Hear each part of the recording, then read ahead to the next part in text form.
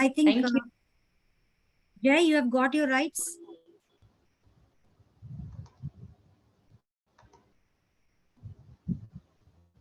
I need to give access to Jay Jess. Vaidya. Yeah, make him co-host as well. Okay. Yeah. Okay. So we are going to talk about a very brief introduction as to what finance means to an entrepreneur, right?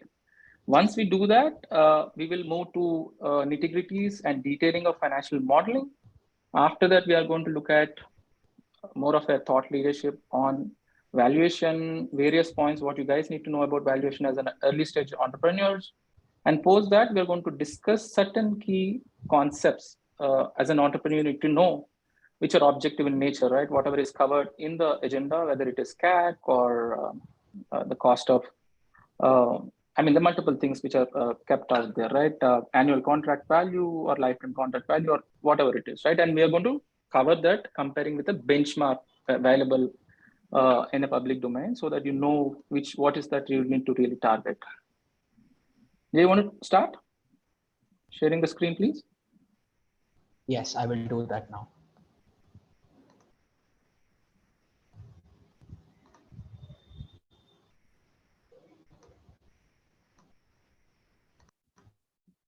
Okay, thank you, Jay. So a little bit of a counterintuitive approach, right? I want to really start and talk to you guys as to why startups fail, right? So basically, CB Insights is a venture intelligence firm, which kind of analyzes more than 500 startup failures. This chart reflects around 118, but they keep iterating, they keep adding more startups to it. And what I want to really take home here, if you really understand top 4 to 5 points as to why startups fail, topmost finance section takes the charge, right? The company or a startup fail if they run out of cash or they run out of capital. And again, it kind of relates to the way you plan your startup, the way you do a financial modeling, the way you raise funds, and also how prepared you are about your respective startup, right? Next one, of course, you guys know the market need. I'm assuming that each of you are doing enough research when you're starting your when you're doing establishing your own startup. Then outcompeted, again, it's to do with pricing, it's to do with how you're positioning in the market. Fourth one is the business model. That's one of the important things which we are going to kind of touch upon. While business model can be a very large subject, but we definitely will touch upon around unit economics, around various concepts, and there are various cost structures you need to understand in your respective business model, right? Then, of course, regulatory challenges. The other one, what I want to really touch upon again, which is related to finances, pricing and cost issues. If you don't really understand your cost structure and unit economics, and you keep playing around with the pricing, understanding or expecting that you get market traction, then you keep losing money at a unit level, at a contribution margin, which is your revenue minus direct costs. You will never be able to make money, right? So what we're trying to tell there, why people fail, is that without understanding what they incur as a cost at various levels, if they kind of enter into the market through penetration pricing, freemium, and all of that, they'll never be able to get out of it if they don't understand the cost structure of the respective company. I'm going to move to the next slide because this is just more of explaining why finance and certain key concepts are important before you get into, if you look at the metrics in India, there are like 90,000 startups and 90% doesn't move beyond seed level. And this is the reason. There are so many startups fail because they don't plan well, they don't understand the unit economics, and they don't really have a proper plan in place, financial model in place, or a business model in place. Keep going. Right. Again, just want to step back a little bit out of the subject. This is what a finance landscape means, because working with more than like 80-90 startups from the last 8 years and being in corporate finance, we as a CFOs have 4 major sections in our role, right, in our landscape. And that's what I want to really explain to the entrepreneurs as such, because even in our career or even in our corporate role, we interact with a lot of non-finance guys, right? So we need to really dumb it down and explain what it means to respective people. On the left-hand side, I'm going to talk about, we are not going to expand upon it, but I'm more than happy to share some more details about it. But what we're trying to say is you need to have a proper, very proper bookkeeping in place, because entire analysis, as you grow, as you start incurring expenses, it will come from your books of accounts, from your records. You can't, I see a lot of entrepreneurs maintaining things in Excel, be very happy with it. So it doesn't really integrate your expenses. It doesn't really integrate what you are incurring, right? So I strongly suggest each of you should kind of have a proper books of accounts, proper mechanism to record expenses, so that it can be various cost centers, it can be various geographies. That can be a separate masterclass. But what I'm saying is, if you don't have a strong foundation on accounting, your analysis or strategy doesn't make any sense, right? So you need to have a strong base there. And other two important points is that you need to ensure that you need to have a proper reporting mechanism in place, because compliance, when I say compliance, you need to report your financials to income tax department. You need to send details to indirect tax function through GST returns and all of that. So you need to ensure that you comply to all the rules, even though it shouldn't take more than 5% of your monthly time. I keep telling entrepreneurs that if you really block half day in a month and just take care of your accounting section and compliance section, what I'm maintaining here, the rest of the 95%, you can really focus on growing your company. All right. So I'm saying you need to ensure that your books are kept well. You do audits on time. I can't progress further without telling this example, because many entrepreneurs, especially in India, because I see a lot of overseas faces as well, especially in India,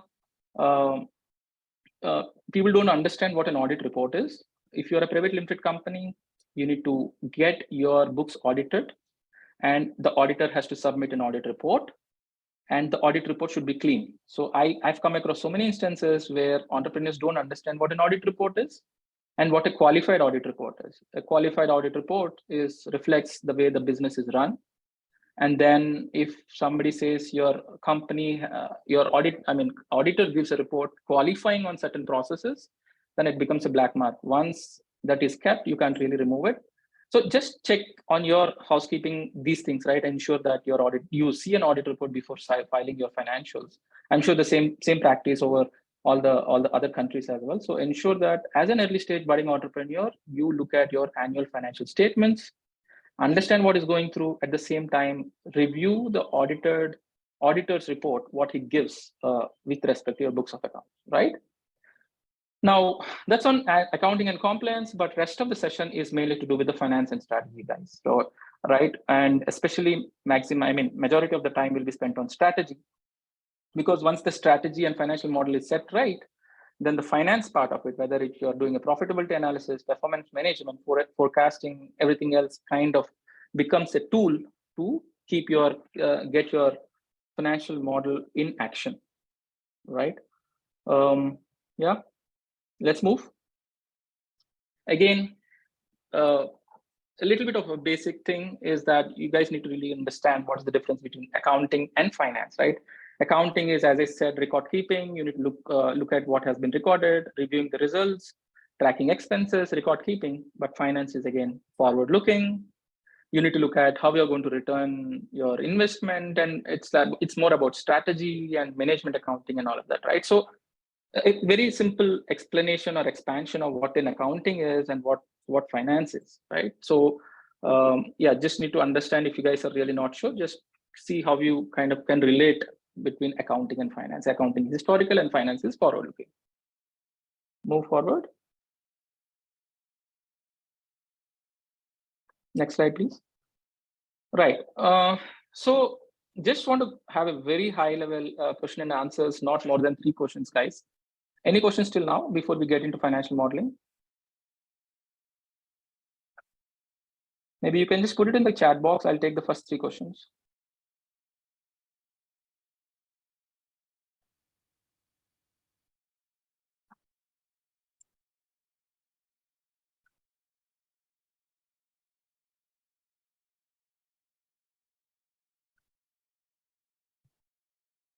So I'm going to wait for another minute before we move to the financial modeling. Yes, budgeting will come in finance. How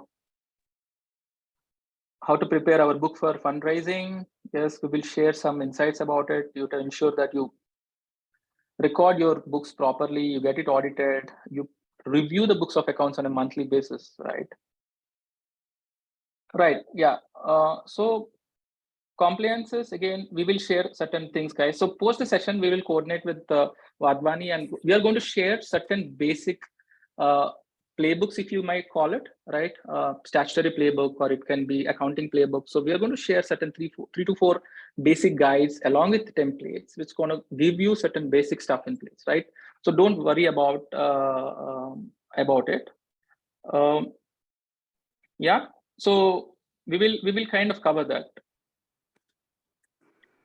Let's move to the next stage. So I think I kind of got an overall understanding. So what we're going to do is we will share a playbook on compliances, playbook on accounting and finance, how to set up your function, basic questionnaire, and a couple of more playbooks which we feel as useful for early stage entrepreneurs. We're going to share that so that it's useful. When I say early stage, any company within up to $3 million of annual revenue. If you guys don't have questions, please put yourself on mute so that everybody else can listen. We are covering about projections now, guys. We'll jump into the financial modeling now. So if I can really give a background, right, in my whole 2.5 decades of practice, one of the major points where people really struggle, 1 minute. Yeah, people really struggle is to think beyond certain period of time, right? This happens day in and day out for us. Any non-finance guy or any entrepreneur struggle to think beyond 6 months to 1 year, right? Of their business, of their revenue, or of their expenses, right? It's very, very important to do a very high level top-down view of your goal statements. I'm going to your vision and goal statement here in the sense that you have started your own business, you have an idea, you want to do something. I think you need to really think big about your 5-year goal, right? If you can't really think about a 5-year goal to your business, you better go back, have a good 2-hour focus session for yourself where you introspect and really understand why did you started this business. Can I really think that how big my company can go? So you have to envision big about your startup and see what is the revenue or what is the size of the business your respective startup can do on the 5th year, right? It can be aspirational. Don't worry about the numbers as long as even you're 50% there or even 25% there of your target is good. So I'm saying you have to envision a large goal as far as your vision is concerned. When I say that, why I'm telling this is your larger vision will give you a larger revenue number, right? That's where a top-down approach will really come into the place. A top-down, when I say top-down, it directly goes and links to your vision, right? Wherein you are into a fintech business or you're into a tech business, you want to kind of touch upon 20 lakh or 2 million students in the next 5 years. Can be a simple example, right? Connecting or lending to 20% of Indian population can be a good example, or anything. I'm just giving some thoughts, right, in your respective industries. So it has to start with a larger vision, which kind of relates to your revenue in the place, right? When I say vision, it's not necessarily a goal statement or something. It can be a goal statement, but I want it to be objective. We as finance guys, we like things to be objective rather than subjective, right? So I'm saying your 5th year vision should be the starting point for any financial or business model. Convert that into a backwork. So you can backwork to come to the present. I'm asking you guys to visualize yourself as like open a white sheet and say that, okay, if my 5th year goal is like this, how can I really achieve that? So, and you can slowly come to the current, right? So that's how you can really do a top-down approach of your business plan, right? Mainly on revenue. I'm still on revenue, guys. So what I'm saying is you do a top-down, you look at, that's where you can really look at TAM, SAM, SOM, right? What is your target market? What is your specific addressable market? And what is your specific obtainable market, right? Those can be the driving forces. You don't need to really pull things out of thin air, right? This is completely aspirational.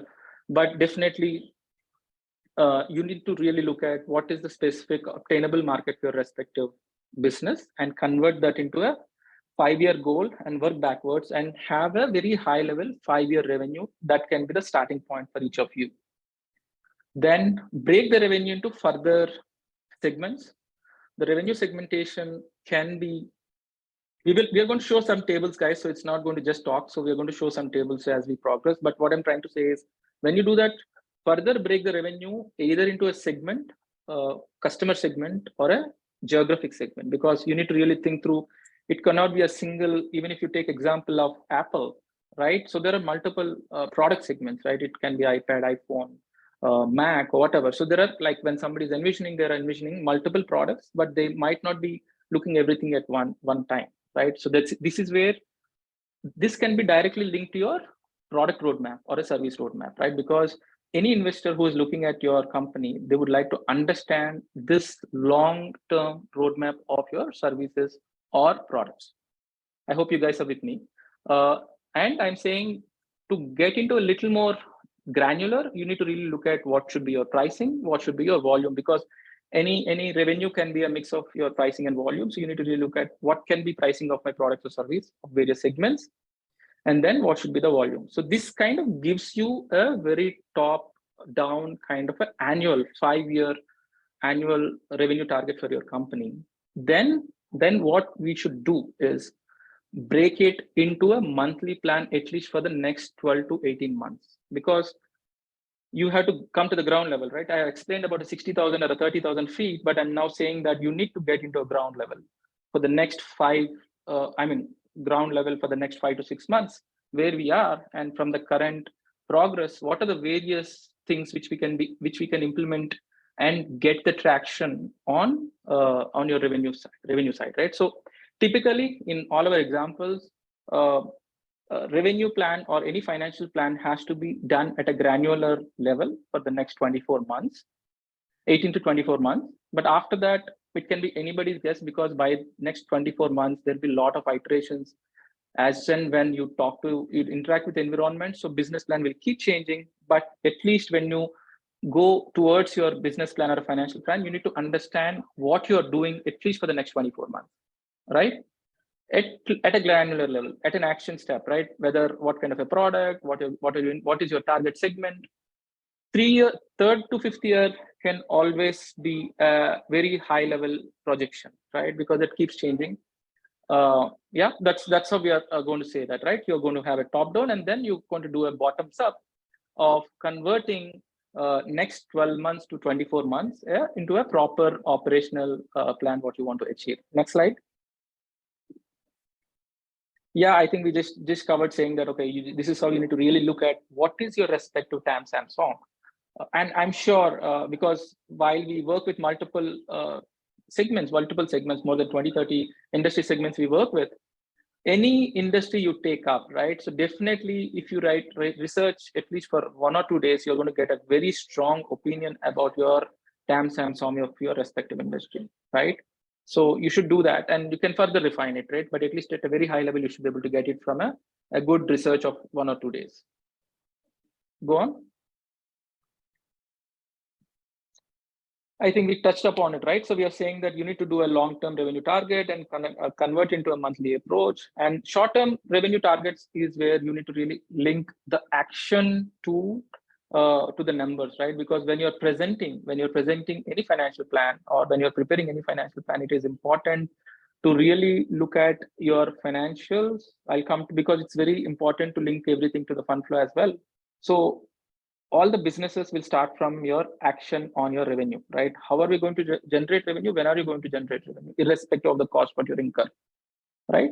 So link to your milestones of your respective companies, and then see how you can really put a structure to your next 12 months to 24 months revenue generation, right? Next slide.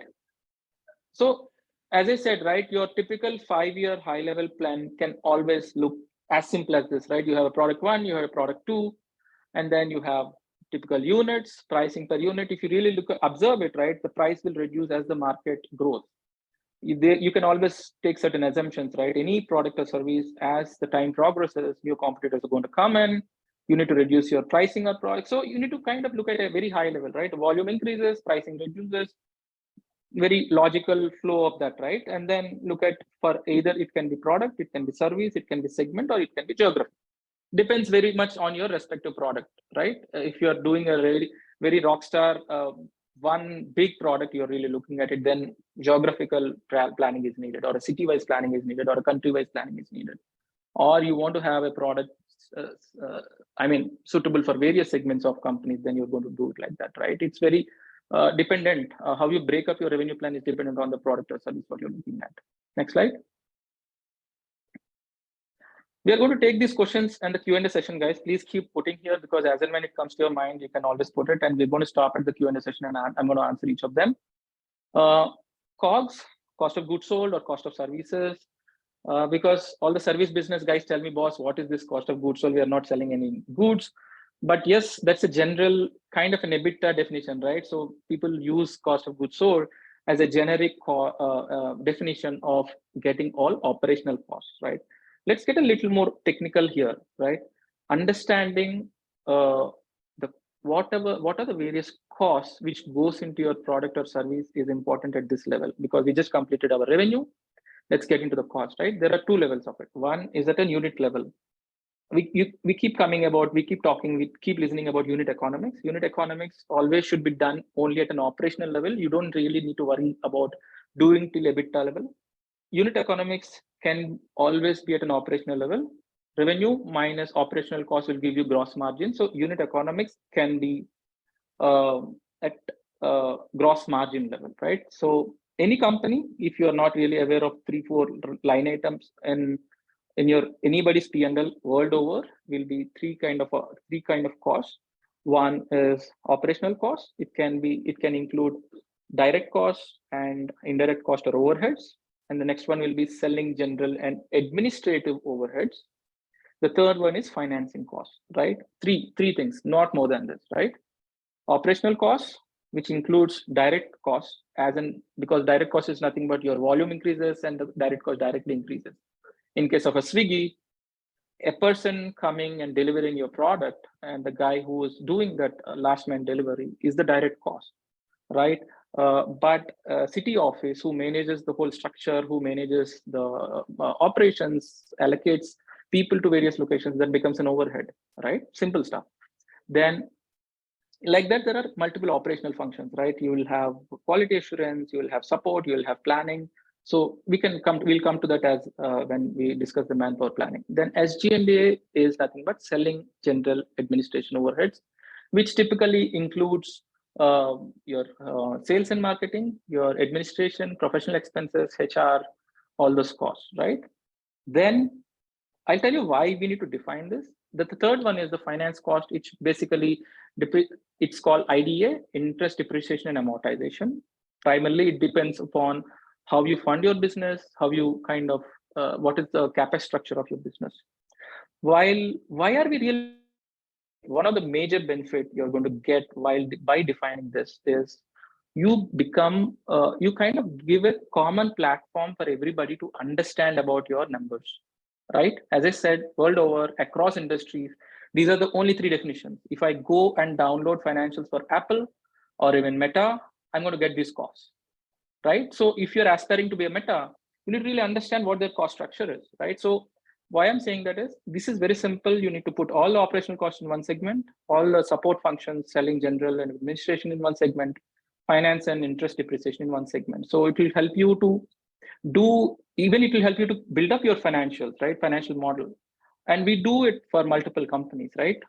While we work across new industries, what happens is even entrepreneurs might not know what kind of cost they incur as they grow, right? And as a process, what you can really do is identify who are your competitors. Let's say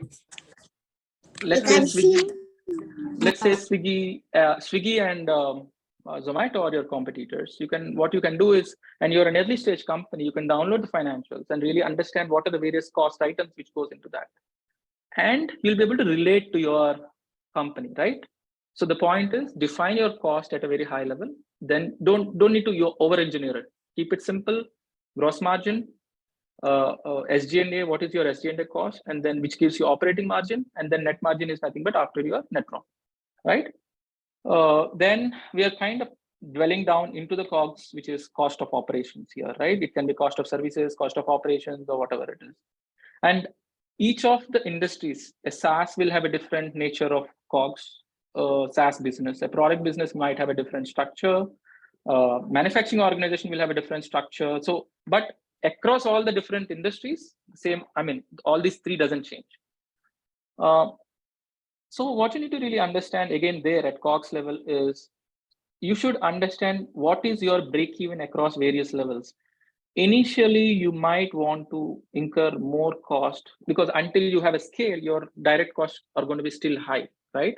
You need to really understand what is your break even at the direct cost itself. Let's say you take an example, right? You are going to teach or take Byju's. Until they reach 100,000 students, their cost of teaching can be as high as $30. I'm just taking a number, right? And the average charge can be only $20. Might be I mean, there are certain industries they might need to go through it, right? That's called margin of safety. So they need to really reach that margin of safety and start getting the positive contribution at a direct contribution level. So the point what I'm trying to say is, don't worry even if you are going to have a negative contribution margin. So I'm using the term contribution margin because it's part of your unit economics. You have your revenue, any cost which goes directly to your service or a product is called direct cost, and the net margin is called the direct cost. I mean, revenue minus direct cost is contribution margin. It can be negative in certain cases until you reach a volume, and after that it has to be positive. Why I'm mentioning this is you need to understand what should be the break even across all these levels. Overheads will always have a step structure. Let's say you are going to have a city office, will help you. One city will help you to reach one volume. Multiple cities will help you. So that will have a step structure. Generally, the overheads, operational overheads will have a step structure. You need to really understand what is, and we call it as a learning curve in each of your geography or a product, right? As you launch new product, what is the learning curve to get into the break even? And as an entrepreneur, you need to really understand so that you kind of push the pedal to get into that learning curve. Otherwise, it's going to be draining your cash flows. Next slide. So just go back to the previous slide, sorry. As I was mentioning, so these are the direct costs, what I'm mentioning. So unit sold, cost per unit, and direct cost. Then once you remove the direct cost, it will be the contribution margin, as I've just mentioned, okay? All right, so we have covered, so generally operational expenses includes, it can be facility costs, it can be operational team, it can be quality assurance services, it can be operational planning, all of those things. Then when I say forecasting operational expenses, it will be basically what we're trying to say here is, what can be your operational expense? That operational guy traveling will be an operational expense. When you're looking at insurance for employees, operational employees can be an operational expense. So the definition of what goes into an operation and what goes to an SG&A will be very much dependent upon the kind of industry you're in. Don't worry about this, guys. I'm going to send the playbook, as I said. How do you really look at each of these costs? So don't worry about making notes, or don't worry about your clarification. The playbooks will follow after the session. So the critical path in here for you to really understand, we will cover it as we go to the manpower planning, is that you need to really understand how your cost change as at a various volumes. This is again where your benchmarking will become important. Couldn't see the slides. I think it's to do with your connectivity, ma'am. I think we can see it and others can see it. I have a perfect connectivity, but slides are visible. Miss Sudha, slides are visible. Yeah. Okay, fine. I will take. Thank you. Okay, keep moving. Typical example of, again, why we are showing 5 years is because you need to get your overall framework at a 5 year and then break it down. Otherwise, you're going to get overwhelmed with so much of detailing. So as I said, once you get a conceptually at an overall 5 year level, at a unit economics level, then it's about engineering further, right? But if you're over engineering the detailing at first, you'll miss the forest, right? Don't look at the trees until you understand the overall forest, right? Keep moving. Right. like revenue, I want to spend a little more time. So we touched upon revenue, we touched about direct cost, because these are the two critical points. And the third critical point in your financial modeling is your manpower. So if you get these three right, you're going to be a rock star, right? Because you know what are the various costs which are part of your startup, which is part of your startup at various levels as you grow, right? And this needs a little more focused time of yours in your planning, not now, but when you plan your startup, right? You need to really envisage, you need to really envisage how your organization grows at various levels.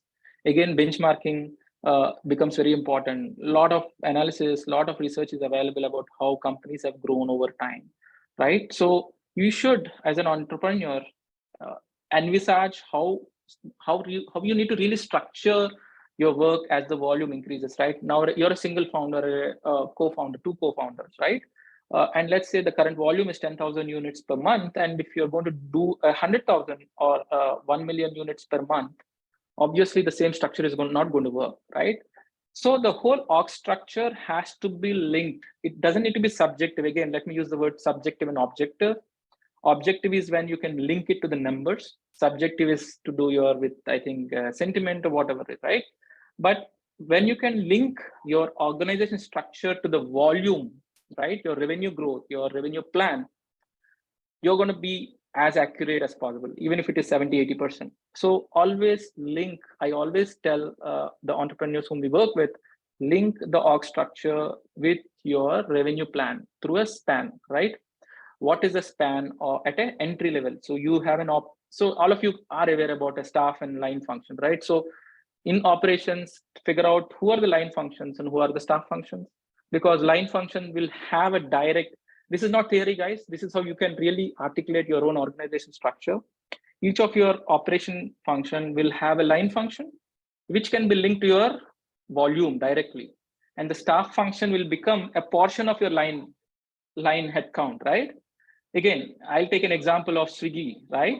The delivery agents becomes the line function, but operational planning function, right? Operational planning or quality assurance or the facility management and all of those becomes a staff function, right? So then you can always link the line and staff function with a ratio. For every 100 line function manpower, you will have one staff function or 20 staff function. So the crux here is if you can relate your revenue plan to your headcount, right? Because it's going to be very easy if you really articulate it that way. You don't need to really break up your head, because then you'll be able to really understand or envisage how the organization grows at various levels, right? So as I said, manpower cost, understand what are the various functions, do research, what are the various functions your company might have, which are the line functions, which are the staff functions, which are the support functions. Support functions, when I say in the initial thing, if you can relate to it, SG&A, right? Sales, general admin, and HR, finance, right? For all these 3 to 4 functions, there are always, you can go with an industry standard. Sales, anywhere between, depending on the industry, it can be anywhere between 8 to 20% of your revenue can generally consider as a sales, right? HR, 1 to 100 people. Finance can be 1 to 200 people. So you don't need to really break your head on the SG&A part of it. But if you really look at operations, that's where your kind of juices in the brain really need to work as to how I can grow and deliver larger volume. If you visualize your volume and your execution plan, your manpower buildup is as smooth as a silk, right? Next slide, please. Again, typical, we're just doing an extract of one of the example what we use. This is kind of, we extracted the top 10 cells, but yeah, it goes, and each of our manpower plans goes into like multiple functions. And we let, as an example, we let the entrepreneurs visualize that, okay, what are the various functions they need to really have. Here, if you look at it, it's for a manufacturing company. We are saying that you need to have operations, you need to have engineering, you need to have marketing, you need to have digital marketers, so on and so forth, right? It's very specific to your organization. Next slide. Right. I want to kind of pause here a little bit, right? Because I see many entrepreneurs miss the definition between a CapEx and an OpEx, capital expenditure and an operational expenditure. A capital expenditure is an expense you incur to buy something or asset or a license or whatever to generate a business over a period of time. It can be 6 months, it can be 1 year, or it can be more than 2 years or whatever it is, right? You need to really understand what goes into CapEx, what goes into OpEx, because it kind of changes your definition right away. And I've seen it with multiple interactions with my entrepreneurs. People say that, Sriram, or the next 5 years also, I'm not making money. Why is that? Right? I say that, boss, look at your line item. One of the expenses, what you're showing is a capital expenditure where you don't need to expense it off. You capitalize it, right? And you amortize it. So please understand, especially when you guys are in a product business, because service business, there's not too much of CapEx other than laptops or office rental or whatever, right? But if you're a product company, if you're a manufacturing company, you need to really understand. We'll take the questions after the session, guys. Once we get into the Q&A session, please put it in the chat box. If you are in manufacturing, you need to understand, and I think quietly easy, very easy to kind of capture what should be your CapEx, what should be your, what can be your machinery cost, what can be your plant cost and area and refurbishment and all of that. It gets a little technical, it gets a little complicated once you define yourself as a product business. We call it as a software product, right? Whether it's a product business or a SaaS business, that's where things will get a little technical. For example, the expense what you incur towards an IP, right? An IP lawyer can become a capital item because you're generating the benefit of that IP over a period of time, right? You're using a software team the software team might have a maintenance function and a software programming or a product generation function. So you need to really get a little more technical, understand who are generating a longer benefit can be capitalized, who are generating the team who are taking care of day-to-day maintenance or taking calls and all of that can be a operational expense. So it gets a little technical, a little tougher for SaaS businesses or software product businesses, because traditional product businesses, it's very clear. You see the machine, you say it's a CapEx, but okay, software product or any other product, what we call it, it becomes a little tough to kind of generate. But I think as you do a little more of research and work with a couple of experts, you'll be able to identify it. But understanding that is very important, because your ROI, your IRRs, your paybacks, everything will depend upon how you define the cost. Next slide. A typical example, we have taken a very high level example. Okay, tools for a manufacturing company can be a CapEx, IP certification, molds, warehouse advances. So these are very typical examples of a capital expenditure. Yeah. A lot of people even look at you set up warehouses, you set up offices. Those things, what you give in advance to the landlord or to the owner of this thing, should also be considered as an asset. Please don't expense it. Yeah. Keep going. Well, this kind of captures. We'll do a Q&A session after this, guys. Please bear with us for another 10 minutes, because this is very critical for you to really relate the entire plan what we've discussed till now, and this will give the real crux of what your startup needs, right? Majority of you guys have asked funding, cash flow, cash inflow, equity, and all of that, right? A fund flow statement is different with cash flow, right? Cash flow and fund flow, little different. Let me explain. A fund flow statement is very simple. You take your opening cash balance in your bank, right? Your opening balance in your bank. You take all your inflows from the business, right? From the business only, right? Your business collections will be the inflows. Your operational expenses can be the outflows, right? It will give you a shortfall. We'll show you the slide, but it will give you an operational shortfall, right? Or surplus, because once you start generating margins, you'll get an operational surplus.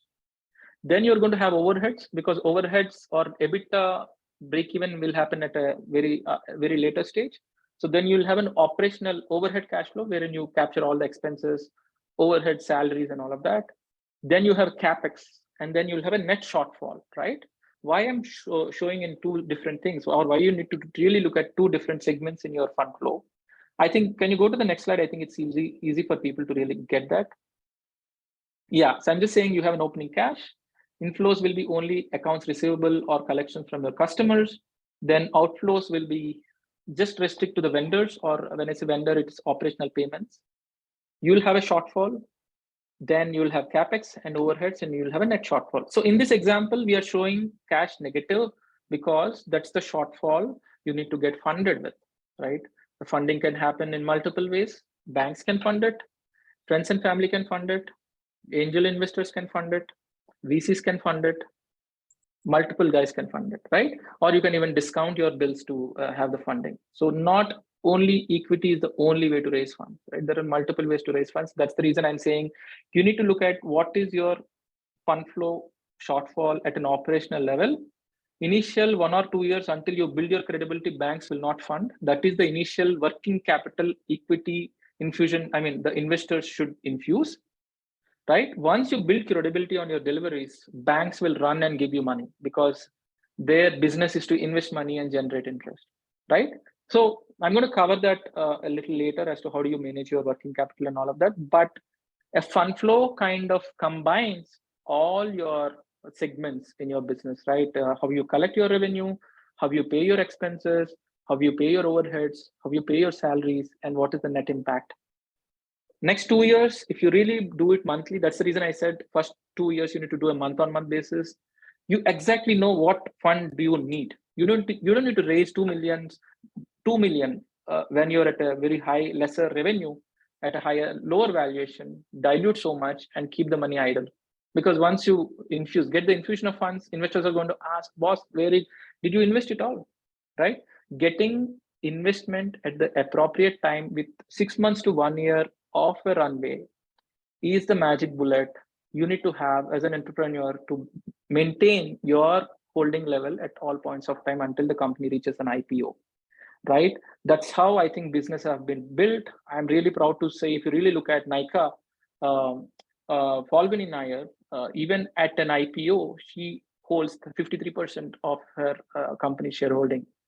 That was an amazing story, right? So like that, you're going to have multiple stories. We're going to show some more data about it. But I'm saying linking your costs, expenses, and your working capital management. When I say working capital management, how are you going to collect your revenue? How are you going to collect your bills? How are you going to pay your bills, whether it is for raw materials, whether it is for multiple things, will make or break your company. Because if you are going to overinvest, get next 12 months of revenue, next 12 months of inventory, thinking that you're going to sell more, you're not going to have investors or even money to pay the bills, right? So working capital definitions, which is nothing but how you're going to collect, how you're going to pay your direct costs, and your collections is going to define how successful you will be. Next slide, please. Right. So this is what I'm telling, right? Working capital is again a subset of your fund flow management. I mean, if I really simplify it, right? We spoke about revenue plan. How do you want to collect from your customers? Because you're going to get a good pricing, don't go and give a 90-day credit period, right? So how do you play with your collection time? How often do you collect your services or products is one of the important decisions you need to make as an entrepreneur. It will have a direct impact on your fund flow. And that's the reason when you're doing your modeling itself, you need to prepare your fund flow statement, because it's going to tell you for your business what should be your optimal or a max. So you're going to have a range, right? It can be from 10 days to 90 days. So you're going to at least do a sensitivity analysis saying that, okay, if 90 days is my AR period or is my collection period, what will be my funding requirement?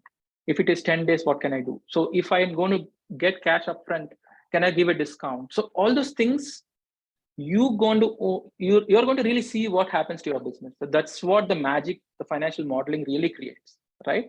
It's not complicated. 4 or 5 simple stuff. You just need to relate, have a quality time. The quality time, what you spend on your idea, you spend a lot of time on running helter-skelter without, I mean, basically, I would say if you kind of don't plan it well, right? So spend a quality time on creating a proper financial model. And after that, you need to iterate on a monthly basis. But initially, as it evolves, please ensure that you have a proper financial model so that you know and your company can be successful, right? I mean, 90%, you'll be 90% sure, as I've kind of related to the first slide, you'll be 90% sure that you're going to succeed as far as you sell well in the market, right? Next slide, please.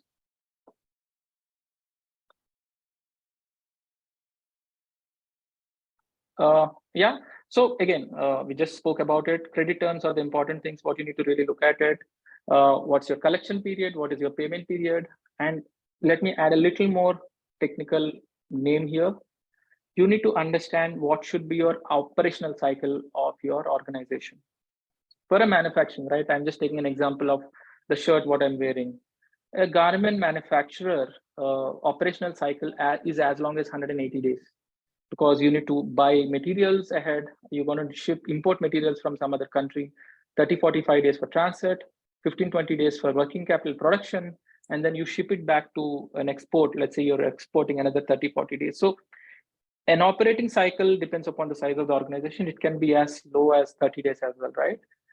But why I'm telling this is, it is a direct relation to your cash conversion. Cash conversion means if you're putting 10 rupees into the business, when can you take that back? Not as an investor, but it's like you need to keep churning the money, right? Then only the money will flow into the business and you'll be able to take the cream, which are profits, right? If I really tell that as a simple language. So working capital assumptions, working capital management, and how you manage your inventory, receivables, and payables will make your company churn money, not churn customers, but churn money and give you the cream of profits. Yeah, keep going. Again, as I was saying, like, this is how the model looks as simple as this, right? You put your purchases, you take your opening stock, and then you put the closing stock, because there's a lot of D2C companies which are coming, right? Which has inventory model, which are into inventory model. And like, yeah, so you have an opening stock like a fund flow. Your manufacturing organization or a product organization works like this, right? You buy an opening stock, you purchase as well, and then you convert, right? Whether it's to a packing process or a manufacturing process, it converts into a closing stock which you're going to sell. Then you know, okay, what is the AR period and what is the AP period, and then what's the working capital you require, right? So I think this, in addition to the fund flow, if you really understand how your money is flowing in various components of your working capital, don't get too technical about it. If you really relate this to your respective industry and function, it's going to be very easy. I'm not talking science here. I'm not a professor. I'm running organization for at least 50 startups, and this is how your organization needs to run, right? It is not technical. We are talking about practical science here. Next slide. Yeah. Right. Let's kind of. I'm going to let each of you talk. But if you can just put some questions here, guys, in the chat box, I think it's going to help to draw out certain schemes, and I then think we some can get questions have come in already. You know, Rameshu Botu has asked you, please elaborate on COGS for SaaS. I mean, he's tried to explain that in SaaS, we charge monthly, and some production charges like onboarding charges are only done once. So that's his query. Right. Right. So it depends upon, see, one-time implementation or one-time charges can always be recognized upfront, but rest of the revenue, I'm talking about revenue recognition first, because that's how you collect money as well. Because a lot of people do this mistake of even the whole, I'm not dwelling into the details of it, the whole fiasco of why Byju's have reversed so much of revenue is because of the same problem, right? They have recognized the revenue as soon as they signed up with a student, but they haven't really generated or they haven't really accrued the revenue, right? You need to really understand, if it is a SaaS product and if you're signing a 3-year contract, even if he's paying upfront for all 3 years, you better only recognize for the current month or the current year and put rest of it in as a prepaid revenue, right? So if it is a one-time charge, you generate, I mean, if it is only on implementation cost, you kind of recognize in the same month. Spread it, I mean, if it is a 3-year SaaS period you're getting, and you kind of put it in the respective month, right? So you need to understand a concept called accrual, especially for the SaaS businesses. How long is this contract? If it is a 5-year contract, I'm doing quarterly billing. Please ensure that you kind of accrue for the respective months, because until you don't put it on a monthly basis, you'll not be able to understand what your profitability is, right? Because if you just recognize the revenue as and when you're billing, but you're paying salary on a monthly basis. So for SaaS businesses, irrespective of your billing monthly, quarterly, annual, half yearly, ensure that you have a schedule which links your billing to the revenue accrual. Accrual is the concept you need to really understand, rather than, so that, like, as you grow, you need to understand what is billing and what is accrual. Accrual will help you to understand what's your unit economics as a P&L is, right? Let me just go on. Yeah, Dhanush go ahead, says, Sridhar. can you explain the AR versus AP And you can even choose to take a question. Aparna wants to understand how to assess if your business model is accepted by banks. Some more Okay. yeah. So yeah, let me kind of, because there are certain things which are on valuation, which we can cover in the next thing. Yeah. Labor cost of a software professional, very simple. There are salaries or the labor cost of the software professional, whatever you're paying for your production team or a QA team becomes your labor cost, right? If you're billing 120 hours for the customer, if you're paying $20 for your $20 per hour for your manpower, but you need to understand what are the various levels you have, right? You have a manager, you have a junior programmers. You need to capture all these levels. Look at, you need to apportion the management cost as well, and then arrive at it. But labor cost in software business is nothing but all salaries. Then business model is accepted by the bank. Guys, you guys need to understand banks are there to invest money, right? But they want to invest money where they feel the money is safe. So which means that you need to prove your business model. Generally at an early stage, banks will not fund. They need to have audited balance sheet. They need to have some credible historical information. They need to look at your bank statement from last 6 months so that they'll look at all the credits which are happening, and then they will definitely look at funding your company. A lot of companies, a lot of banks which are becoming progressive, but banks need credible audit reports. Banks need the bank statement credits. If you say that, yes, I have a revenue, but my customers are still to pay, the bank will say, okay, please collect and come back to me, right? They need a credible history of your bank sitting in your bank account, right? Or in the books of accounts audited by an external auditor. So banks will require some credibility, typically anywhere between 1.5 to 3 years if you have built up your credibility. That's the reason initial working capital you should get from the equity investors, but after that you should move to the banks. And if you really do the working capital fund flow at an operational level, you'll understand, okay, maybe for 6 months, my operational capital shortfall is about 1 crore. Let me get that from the equity investors. After that, let's say my shortfall increases to 10 crores. On a rule of thumb, banks fund 75% of your operational cash requirement. So 25% again, you can get it from the equity investors. So that's how you can really play with it, right? AP and AR is nothing but AR, accounts receivable days, how often or how well you collect your money from your customers. Accounts payable is AP, how well or how often do you pay to your bills, whether it is for raw materials or whatever. CapEx versus OpEx definitely depends upon the industry you're in. There is no standard definition. Pre-revenue startup valuation, we are going to cover it later, guys, and we will also send a couple of playbooks relating to that.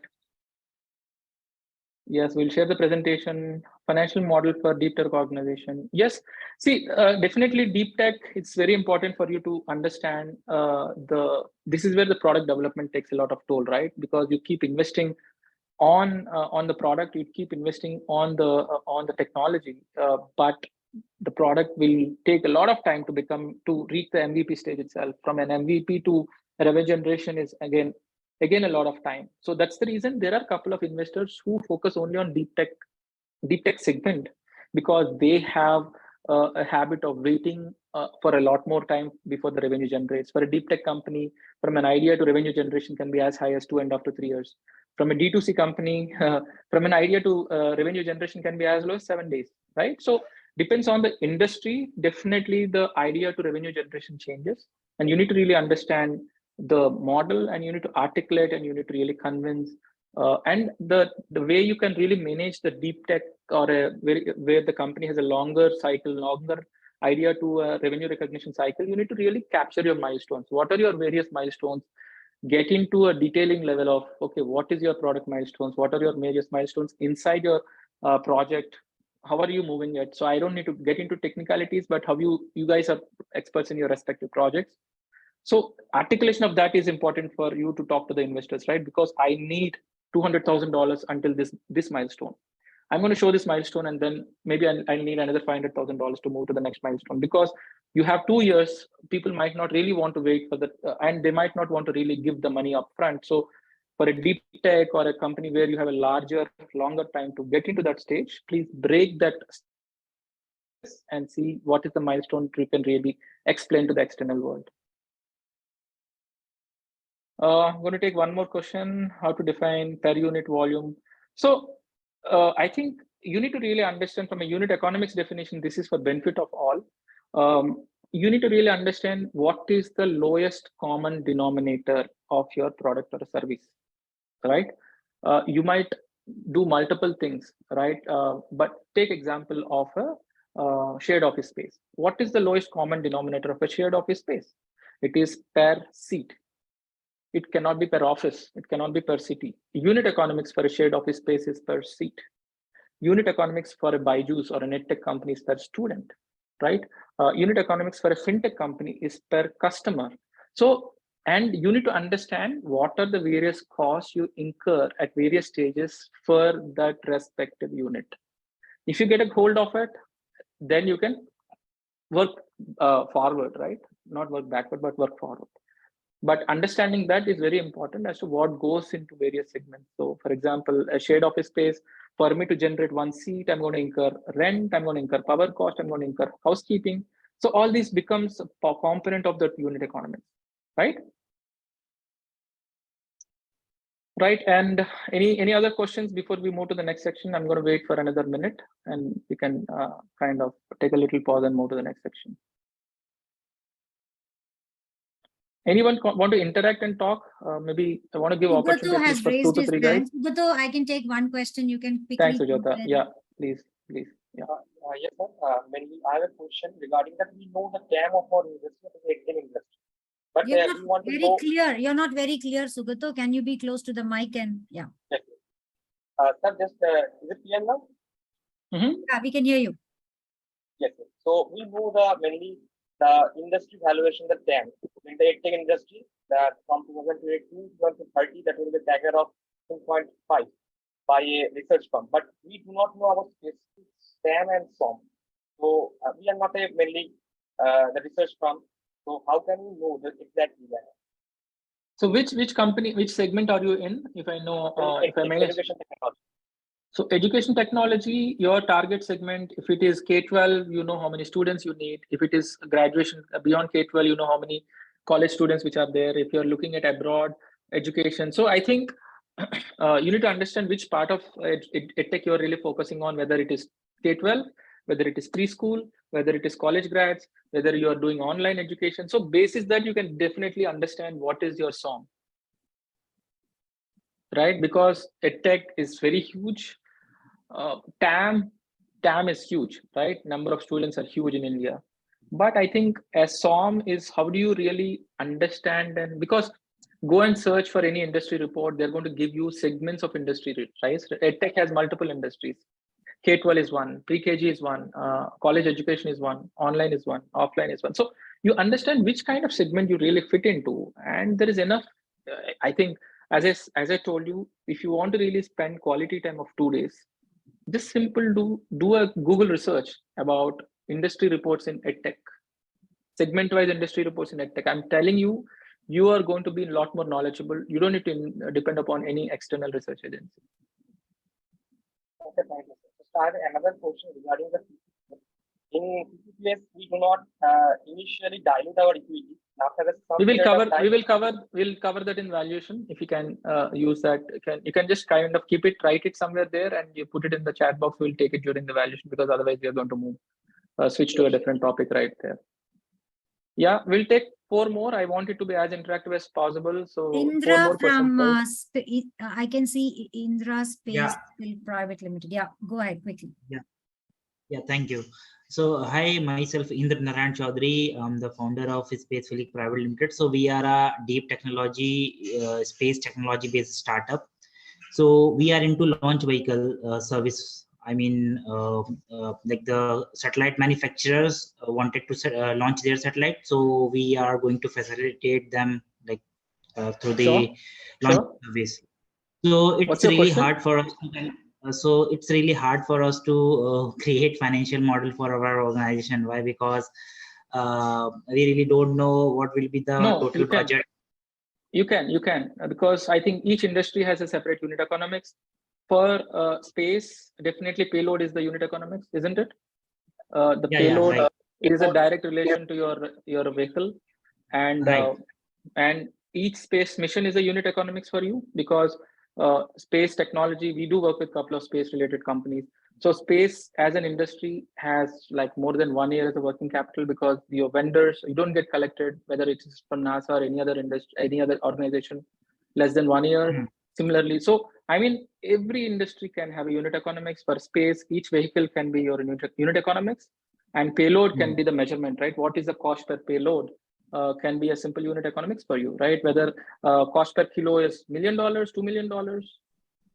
And there are metrics available, right? What is the cost per payload for a mission or for a different kind of missions, right? Whether it is, at various surfaces, and what kind of what kind of mission you're launching, and there are benchmarks available. And the unit economics can be the payload, and each project, because there's one concept thanks for bringing that up. There's another way, because there are a lot of organizations who works on a project basis, right? For them, project costing is a unit economics, right? Each spacecraft or each space project will become a unit economics for you. And does it answer your question? Yeah, I mean, we will be investing, we will be required a lot of fund for doing R&D to develop that launch vehicle, right? So in the end, what will be the total? I mean, I don't know how to calculate. Correct. So we can connect offline. I don't want to take 300 people's time. We can connect offline. You can connect with Vadvani and they'll share my number. We can definitely help you to structure that. It is a pure project-based template. We need to really understand. Okay, great. Thank you. Yeah, thank you. Thank you. 3 more questions, guys, before we move. I can't see any hand that's Wonderful. raised, but in Wonderful. the chat box, there are some questions coming up. Okay. Somebody, Mandeep, has asked, what is unit economics for Spice Route Financial Advisory? Any insight? Yeah, so each startup is a unit economics for me. Each startup is a unit economics for me. So if I'm advising one startup, I'm going to use 1/5 of my analyst time. So that's my unit economics. And if I'm billing X amount for you, and what is the amount of time for us? Unit economics is number of hours of my analyst time, is the cost. And what I bill a startup is a unit. So each startup is unit economics for me. Is that clear? You made it so simple, sound very simple. Rahul Ranjan. He made it sound very simple. Actually, I wanted to, I myself into the consultancy business. So I basically wanted to understand the unit economics for consultancy and advisory services. Like, should we work on per hour basis or, No, so I think it has to be per startup. No, for if you're an advisor, it has to be per section. But if you're doing a retainer, it has to be per company per month. It really depends upon each really depends upon each industry for you. Okay. Thank you. I think we should move to the next section because we are at 6:12 now. We are time. Yeah. Please park your questions. We will get back to you. Yeah, and guys, we will take, if you're running out of time, we'll take these questions and we can respond later because I think with the huge number of participants we have, I think we need to do justice for the session. Let's quickly move to the funding plan. If you really remember what I was telling you, right? The monthly or a quarterly funding plan of your respective startup defines your funding strategy, right? I see multiple companies taking 25 lakhs at a crore valuation and diluting 25% at an early stage. I mean, at an idea stage doesn't make any sense, right? So taking an appropriate funding at an appropriate time is very important for you to kind of ensure that your startup survives, right? Before even getting to a revenue stage, if you dilute 50% of your capital by some decisions, then people will not be interested, right? Because if you're reducing your shareholding, you're going to lose interest on your startup and investors will not look at it positively, right? So the ground rule, very simple rule is, at any point of time, I'm going to walk you guys through a very interesting chart. But before that, at any point of time, you shouldn't cross or dilute more than 10% of your cap table, right? Many of you were asking questions about the cap table. I used to kind of listen from one of the entrepreneurs, right? Sharing capital of the company is like selling your body parts, right? I mean, so you have to be very clear when you're diluting, you need to have a proper dilution strategy, which will definitely only come from your financial plan. as you understand, as you kind of raise capital in appropriate time, limit it to 10 to 15% at each stage. That's how amazingly Falguni Nair has become a majority shareholder even at an IPO, right? I think that's a record, at least in the recent past, right? 52 or 53% even after an IPO shareholding is kind of superb, simply superb.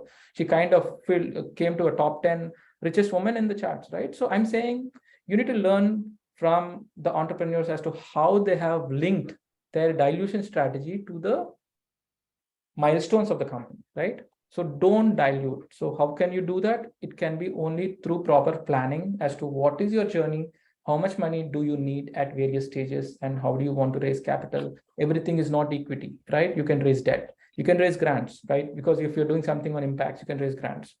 If you're doing something, and there are so much schemes available from government, like there is a up to 2 crores of security free loan given by government for certain startups. So I mean, you need to really understand how do you restrict your dilution and don't kind of sell yourself neck deep before you get into a revenue stage, right? So having a proper funding or a dilution strategy is as important as understanding what your unit economics is, right? Having a rockstar product or a service is no good if you don't have a capital to do it, right? There are many companies who fail due to that, right?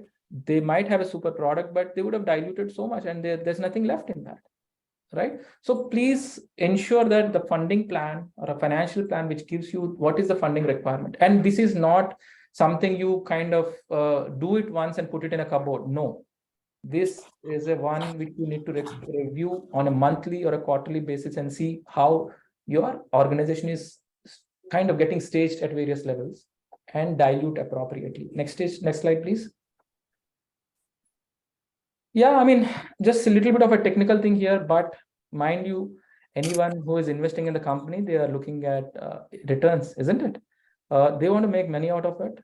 Otherwise, they would have kept it in fixed deposits and they don't need to worry about it. But people are investing in your startup because they're expecting a return out of it. So you need to ensure you have a proper compelling vision. Just because others are raising capital, please don't raise. Otherwise, you're going to get stuck. What to do with that, right? Because if you don't have an execution plan, raising money is going to sit idle. You're raising money at 15-20% of a cost of capital and you're going to put it in fixed deposits. So how idiotic is that, right? When you're raising money, ensure that you have a proper plan. And ensuring that if you really show a roadmap to an investor as to what you're going to do with this money, what you're going to do with your company, they can really understand whether you're going to exit towards a secondary sale or whether you're going to give an exit. When I say exit, the return of investment for an investor, right?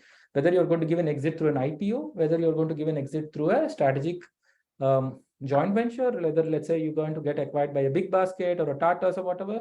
So envisaging that whole roadmap is important for you to get the right investor.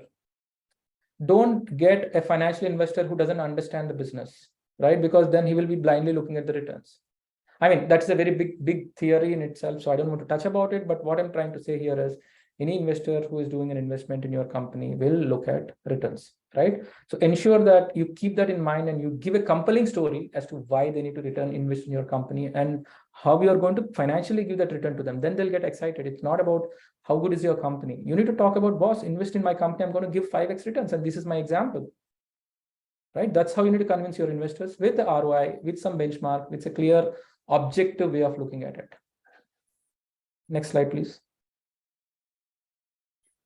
Again, I don't need to touch upon it. I've been talking about this, right? You need to ensure that you're financially sound when you're raising a capital. You're financially sound about your company, your business model before you go and take investors' money, right? You can't be half-baked or half-knowledge about your unit economics or revenue or ROI or a payback before even raising funds from others, right? So we are saying finance plays a major role and you need to understand what's your ROI. Simple terms like, okay, boss, if I'm investing 1 million in you, how much can you give after 3 years? Or if a bank funds 1 million in your company, and when can you return that money back? Because you can return only once you have positive contribution, right? That's called a payback. All of us know it, right? When can a project pay back? Once it pays back, then you can give it back to him, right? So simple things like ROI, payback, IRR is not even needed. these two things are very important for you to kind of convince others about your what you can give it back to them. Next slide, please. Guys, I want to spend a little more time in this slide. Please spend a little time to understand this slide.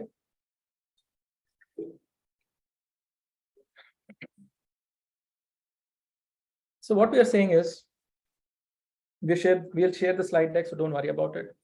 What we are saying is, at an early stages of your company, valuation is an art, because you cannot value the company basis an objective view of it, right? In the sense that you don't have a revenue in place, you don't have a clear metrics in place, so it becomes an art to value the company at an early stage. But as the stage progresses, it becomes a science. And I really like this chart. I picked up from somewhere, I can't recollect, but it's a gem of a chart, right? It really gives you what is the evolution of your startup, whether you're at an idea stage, you're building a team, building a demo, MVP stage, adoption, growth capital, and stable growth, right? And who are the guys who can give? Third and fourth columns are very important. If you really look at it and understand the metrics, each of those funding sizes are not more than 10 to 15% of the next column, right? $50,000 can be a typical funding size for a valuation of $500,000. Haven't I told you guys that don't think more than a dilution of 10 to 15% at each stage, right? Please internalize it, if I can use that word, internalize this chart. Please understand how you can relate to your respective startup. And the last column is super important for you to understand how investors look at your startup, right? Whether it is at an idea stage, obviously. I mean, all this seems logical, but it's important if you really put your startup here and put respective notes. Okay, for me, for a startup like as a Byju's or as any other company, what is that funding basis where people need to look at it? Take Zomato, for example. So you can really do some industry analysis, right? Look at how Zomato has grown to various stages through this method, right? We did a very nice chart about Zomato to this same logic, right? How various investors invested in Zomato right from idea stage. So you need to visualize how you can relate to your respective industry, respective company, then only take the money what is required. That's the reason I'm saying idea stage, you shouldn't be going and taking 2 million guys. It's kind of brutal, right? Just because people are excited, you're diluting, then you're taking half of your body, right? You're just giving everything below abdomen to the investors, right? So kindly ensure that you understand at each stage, this is a magic bullet. Don't dilute more than 10 to 15% of your capital at each stage. This is how you can manage your, I'm going to show a couple of very interesting charts. This is how you can really manage your cap table, because as you grow, investors would like to have you should have a skin in the game for your company growth, right? If you have only 5% by the time Series A is done, they're not going to invest in you, right? Q&A, please, keep writing the question. Guys, please, we will keep the question and answers. If you think about some questions, please write in your chat box. We will take everything together so that if you kind of don't want to forget, put it in the chat box. Definitely we'll take it. I'm sure this is a very interesting concept and each of you have a lot of questions. So please internalize it. What is the right time for a pre-seed? And the definition of a Series A in India can be a 10 million. Definition of a Series A in US is 150 million. So if you are doing a product which is relating to US, don't sit in India, right? Go and sit in US and raise funds there, right? So you need to really understand what is the average ticket size and what is the average raise and what is the average valuation for your respective countries, and raise the money, whatever is needed. And each of the startup stages of evolution, right? What we have shown in the first column should be there in your fund flow, right? Fund flow, you have month on month, right? That's the reason I said 24 months, do a monthly fund flow statement, isn't it? I said first 24 months, do a proper P&L or revenue, income, expense, everything on a monthly basis, and assign the stage at the bottom, right? As simple as that, boss. Currently, there is no product, right? We are at an idea stage, and just put that as an idea stage. And you know that, okay, during the idea stage, I need only 25 lakh Indian rupees, right? So that's how you can practically, if you can put these columns, I mean, the column of stage in your respective months of your financial plan, you know what you require. You don't go and raise 2 million at a idea stage. or you don't go and raise 25 million at a seed stage, right? It depends upon what your industry requires. So please put any questions you might have in the chat box, and we'll take it in the Q&A session. Next slide, please. There is a reason I told you why you need to do a 5-year cash flow, 5-year P&L, right? Any investor who is investing money in your company, we work with investors, we work with startups. Any investor, if I'm representing an investor, I would like to do a DCF for your startup. Discounted cash flow has to have a minimum 5 years. It's nothing but I discount your future cash flows to a discounting factor, right? And look at what is your net present value and put some mathematics around it and get the value of the company. That is theoretical, right? Because if your starting point is 0, you're a zero-based organization, and if you're projecting something in Excel, you can't really ask them to give valuation based on that, right? But if you have a history of 3 to 4 years, basis that growth, if you do a next 5 years plan, DCF will have a lot of strength. Let me repeat. If you have a historical performance, DCF is a super one to use, right? As long as you can justify your growth pattern. But if you're a zero-based, currently there is no historical evidence for your organization, doing a DCF will give you an estimate, right? But it might not be able to justify because that's only your aspiration. You haven't really started delivering. That's the reason I said, start raising lesser capital at an early stage of your company. That is first thing you need to do it, because any investor, he will say, boss, give me a cash flow for next 5 years. So that's the reason you do a plan for 5 years. Then you yourself we can share a template, very simple template, right? You yourself can know what your DCF is. Then you need to understand because these are the two things the world over take decision on, right? Other thing is multiples to your respective industry. For example, health tech can have an EBITDA multiple, because EBITDA multiple and revenue multiple are two multiples generally people use in addition to DCF. DCF will become a corroborative evidence, right? If you really understand the auditing language, DCF will become an evidence for your number. But what really people will do it is, investors will look at is, okay, if it is a health tech company, if you are doing revenue, let's say last 12 months, you have done a revenue, they call it as a TTM, trailing 12 months, they call it as NTM, next 12 months, right? They use various words, but they'll say, okay, I'm going to pay you 5x of your NTM. Next 12 months, I mean, whatever you do, I'm going to give 5x of it. So you need to understand, again, there are a lot of research available. You need to understand, many entrepreneurs think that they are the only company available in the industry. So be it, fine. But at least you understand for the generic industry, you're reading something unique for health tech. You understand what are the health tech multiples, right? Either a revenue multiple or a EBITDA multiple. EBITDA multiple, you guys know the definition. Revenue minus all costs, all operational costs will give you EBITDA, right? So basically, you kind of link, I mean, these are the two things. If you really understand it, we'll take it further in the Q&A session. But if you guys understand these two things, you'll understand how the investor is thinking. How did he arrive at $500,000 of value? How did he arrive at 2 million? How did he arrive at 100 million? Right? You see some SaaS companies, very unique or boutique tech SaaS companies at an early stage itself, they get valued at $100 million. How can they do it?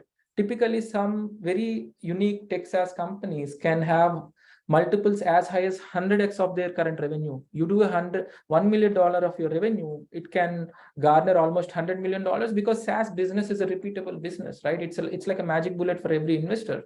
They see big dollars in their eyes, right? So the multiples of revenue and cost or EBITDA is another important thing which you should know as an entrepreneur.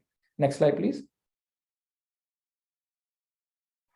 Yeah, pre-money, post-money, I think it's a lot of people get confused. So basically, a company gets valued. Let's say somebody is looking at a value of 10 crores. He'll say pre-money, and he is going to invest 5 crores. The pre-money valuation of the company is 10 crores. Post-money valuation is 15 crores, because he's saying, I'm going to put 5 crores. Your current company's value is 10 crores. Once he invests, how much he's going to get? 5 by 15, right? 33%. So pre-money valuation is 10 crores. Post-money valuation is 15 crores, right? So I mean, it's more of a mathematical thing, so nothing, not complicated about it. So please put it into your own mathematics. So if you're saying your pre-money value is 10 crores and you're asking him to put 2, it's not that he's going to get 20% dilution. He will get 2 by 12 as the dilution, right? So at times it becomes tricky. So please understand what is the pre-money and post-money. It's very simple. Before investment, what is the value of the company? Post-investment, what is the value of the company? Typically, you should add whatever he is bringing as a capital to your current value. That is the difference between pre and post-money. Next slide, please. Yeah, I think we kind of touched upon it. Operational, I mean, I was explaining about all of this, right? Lack of operational history becomes very tough for you to kind of arrive at a proper value of this company and all of that, right? I think we touched upon majority of these points. Next slide. Well, due diligence, I'm going to take, not dwell too much into it, but due diligence, you should relate to the very first slide I've explained. Your accounting compliance in that hemisphere, accounting and compliance part of it, that quadrant is where you need to really ensure that you keep your things clean, because your idea is super, your traction is super, but whatever you're telling as your revenue is not reflecting in books of accounts, people are not going to invest, right? That is where due diligence will become important. Financial due diligence, legal due diligence. You have three contracts. You have super contracts with Microsoft, Meta, whatever it is, but you haven't signed any contracts with them. You've been billing them. What's the use, right? That becomes a legal due diligence. Secretarial due diligence, compliance due diligence. You keep billing companies, but you don't file returns. You become a big non-compliance for the government, right? So then, even though the idea is rock star or a super one, but you're not going to get invested because you have a compliance issue. So due diligence talks about keep your house clean, right? You need to keep cleaning your house often. You need to keep looking at various things on a monthly basis. So that's what it talks about. We have a big checklist about what a due diligence is. We are going to have that circulated after the session as a part of our whole playbook, right? Next slide, please. Well, so I think, as I was mentioning, I touched upon this during the fund flow, right? How you play around your requirement, because everything doesn't need to be equity, right? Before you get into revenue, if you are diluted neck deep and you have only 20%, you're gone, you're doomed. You're not going to raise funds. You're going to shut down, right? So how you play with your tools, what you have, whether it is a bank funding, whether it is convertible note, we are going to touch upon these things, right? But what I'm saying is, please understand how you can use these. Please don't go for equity all the time. You're going to get killed.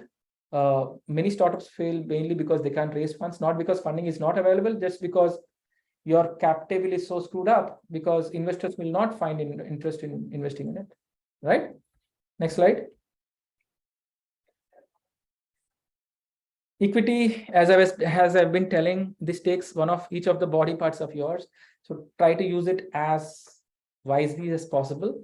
Next slide.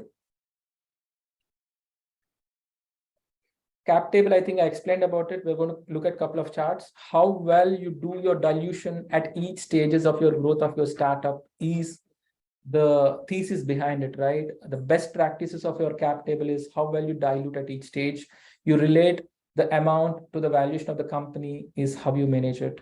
Remember Falguni Nayar, every time you look at cap table and take her as a benchmark, right? Being 50% shareholder after even IPO, you can't, I mean, dream anything more than that, right? Cap table is no rocket science.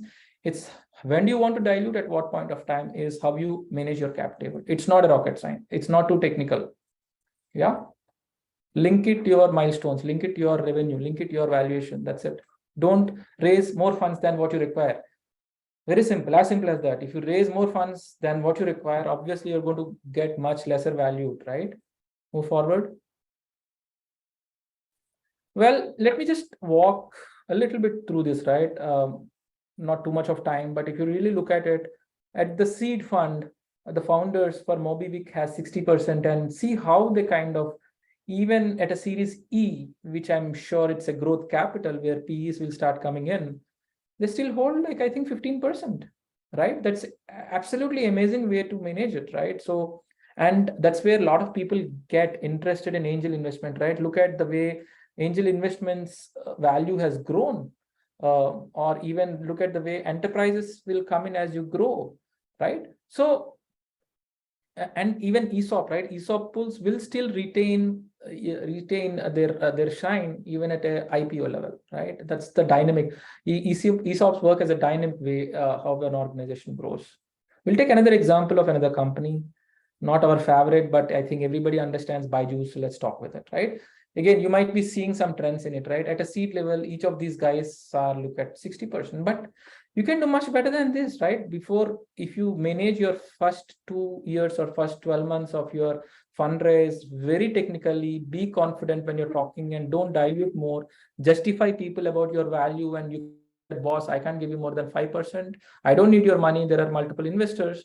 Then they come chasing towards you, right? So each of these guys have diluted 40% by the time they're at a seed level. You guys can do much better than this. Again, until, like, if you look at Byju's, even at the current stage, I think founders hold 28%, which is again absolutely amazing, right? They're talking about billions of dollars of valuation. They still hold 25+%. So that's how well you can manage your cap table, right? Cap table is very critical. I come across many startups who have diluted. I have told you, right? Like 1 crore valuation, they've kind of done 25 lakhs. There is 25 lakhs. I asked them why. Sir, we are desperate. We didn't have money. So, I mean, please don't do mistakes like that. All those things can be avoided if you plan well with your fund flow, right? Move forward. Venture debt, again, these are the instruments which you can use once you start moving to a seed level or a Series A. Between Series A and a Series B, if you really want to kind of raise funds, let's say you have already reached million users, but you are looking at 100 million users and you want to do a Series B at 100 million users. But for you to grow from a 1 million user to 100 million users, you want to have certain capital. Not necessarily you will dilute too much. There are people who can give venture debt, right? That's where venture debt comes into place. Please don't ask venture debt when you're at an idea stage. People are not going to invest money. People say that please start raising funds, please show some traction, then we'll come into place. Venture debt is only after Series A. Please don't ask anyone about venture debt until you are not in Series A. Next slide. Debt or a quasi equity. This is my favorite slide. You guys need to really internalize and understand it. Until you do a minimum revenue of $1 million annual, please don't do a priced round. Even if people want to do an equity, you say that, please, I'm not going to give equity. We will send a playbook about how do you do a convertible note, but don't do a priced round. You say that I can give you a convertible note, which basically means we are at pre-revenue stage. We are at an early stage of revenue. We don't want to value our company at this stage because we know that we are going to grow fast. If you're interested, if you believe in our story, invest money. I will give you, allocate shares at a discounted value. In convertible note, there are two things. One basic stuff you need to understand. What is the discount you're going to give? Which means somebody is believing in you and going to give $1 million of amount as a convertible note. What you're going to say is, Mr. X or Elon Musk, you believe in us. I feel that in the next 1 year, I'm going to get valued at $50 million. However, because you believed in us now and giving $1 million right now, I'm going to give a discount of 20% when the equity round happens. So your return in the next 12 months is 20% by this investment. And after that, anyway, further liquidation, right? So as simple as that. Convertible note is your magic bullet. Please don't do equity rounds until you get into a proper rhythm of your revenue.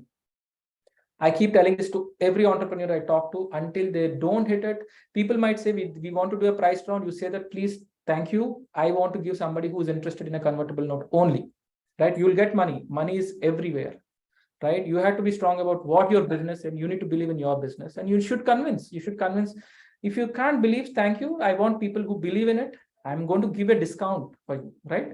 There are some more technical terms, like you can talk about, okay, whatever happens in the next 12 months, if the funding round doesn't happen, minimum I will allocate shares at $2 million, right? There is that is called a floor. You don't need to get technical about it, right? So next 12 months, if 12 months is the period, next 12 months, no funding round happens, no equity round happens, you get valued at 2 million, that's called a floor. there's something called a cap, right? Let's say even the company gets valued at 100 million, but you believed in us at like at an early stage, we are going to cap you at 10 million itself, right? So that's called a cap. So 3 things you need to really understand about convertible notes. We can do a detailed conversations later, but in convertible notes, discount, cap, and a floor. Don't do pricing rounds at an early stage of your company. Minimum threshold of $1 million of revenue. Next slide, please. Revenue-based financing, typically, this is like a working capital. A lot of new age fintech companies have started investing in this.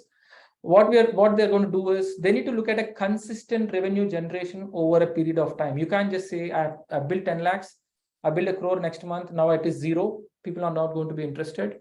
They look at your last 6 months bank statement, they look at your credits, recurring credits, and they'll say, okay, basis this, I'm going to give you $1 million of revenue-based financing, wherein you can repay as a percentage of your revenue rather than an EMI basis. So it's very prevalent. If you are having recurring revenue, there are like at least 4 to 5 top companies who do revenue-based financing day in, day out as a bread and butter, right? So much of money out there. So don't worry, money will come. You need to prove your business first. Don't worry about the business money. Money will come to your business if you prove your business.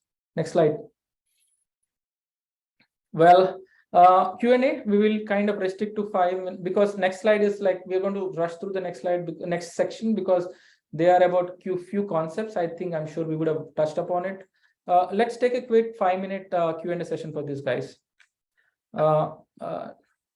Yeah, ma'am, if you can kind of facilitate this, great. I'm here. I mean, let's take Sanjay Bharadwaj. Can you quickly unmute yourself and just ask the questions? Sure. Hi, my name is Sanjay, and working with the founder of a mental health company which uses artificial intelligence as a model. Now, my question is that there are successful instances where company has raised the same model what we are working in US, like around $20 million and at 15% dilution. But what the change is that the sample size is around 1,000 samples, but what we have done is around 50 to 100 samples only. But all the AI model, everything is there. So can we keep that as a benchmark to any investor that, okay, they have done $20 million, but if we do 1,000 samples, can we look at those kind of valuation in that sense? Because of geography is different. Absolutely, but you just need to relate that valuation to your TAM SOM, right? Let's say if global SOM is like $100 million and India SOM is only $10 million. So you can apply the same rule. So 200 million can be $20 million exactly, right? Okay. And then the tests, we do at least 4 to 5 health tech companies, and I kind of understand what you're saying, right? The validation of your thing is very important. It gives a lot more strength to your business case. And I think, again, they will give a discount, right? Let's say if somebody in US have done and they've got a validation of from 100 different pilots or whatever, right?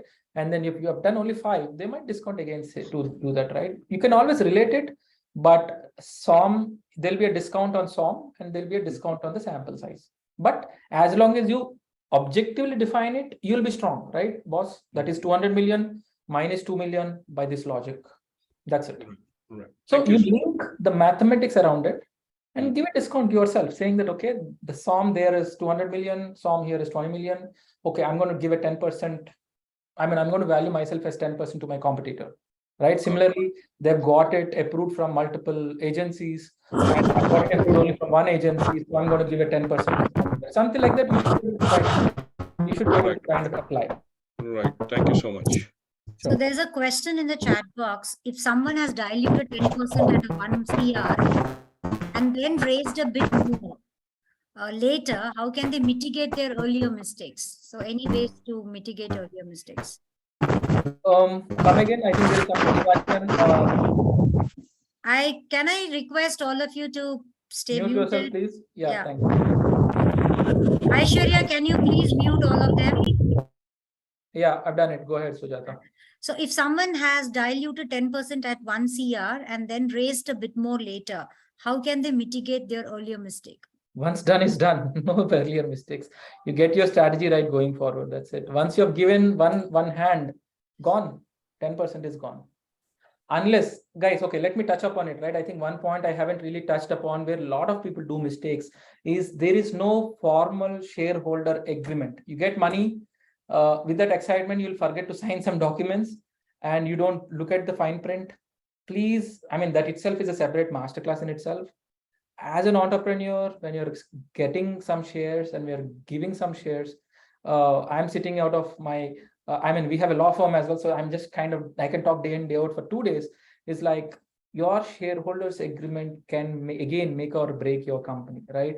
Let's say there might be a clause, which says that, okay, you cannot pay more than 5 lakhs until without a shareholder's approval. And if you missed reading that and kind of sign an agreement, you're doomed, right? For every week, every payment, you want to go to the board.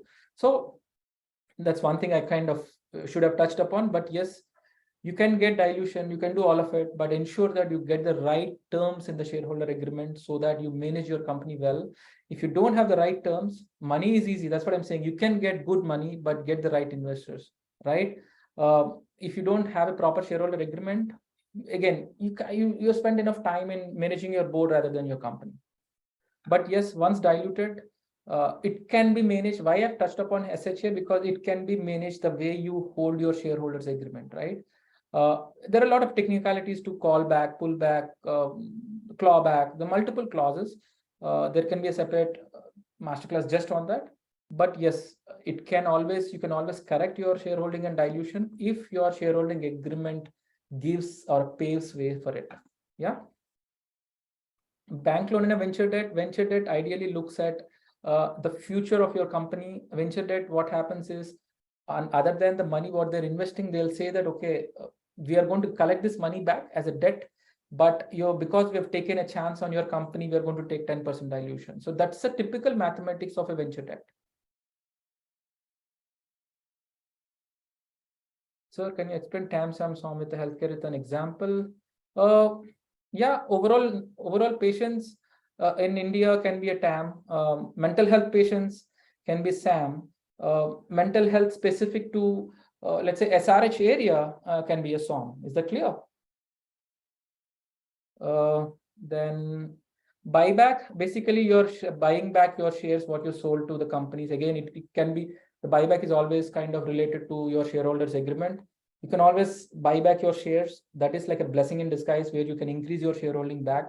There are a lot of rules around buyback. Buyback generally shareholders restrict. So you need to really look at what your shareholder agreement says, and you can always buy back once you have general reserves in your P&L, you can always buy back. Any large technical clarifications, please let's do one-on-one so that I can really kind of take time and explain to you guys. But ultimately dilutes the, so basically I think what happens to the company when it raises equity and ultimately dilutes founders share to 0%, it doesn't go bankrupt. Just that you are left with nothing. As a founder of the company, you only raise your salary, you only get your salary, because as a founder, you started the company, you expect your efforts to give you returns through your shareholding. But if you dilute yourself, nothing happens to the company, right? Company shareholders remain. Company is immortal. You are mortal, but company is immortal. It's going to survive years and years and decades and decades and centuries, right? Ford has been there from last, unless they go bankrupt, but they don't go bankrupt with lack of equity shareholding, right? But it's basically lack of cash. There are a couple of them who have raised their hand, so I'm... Yeah, 4 questions, yeah.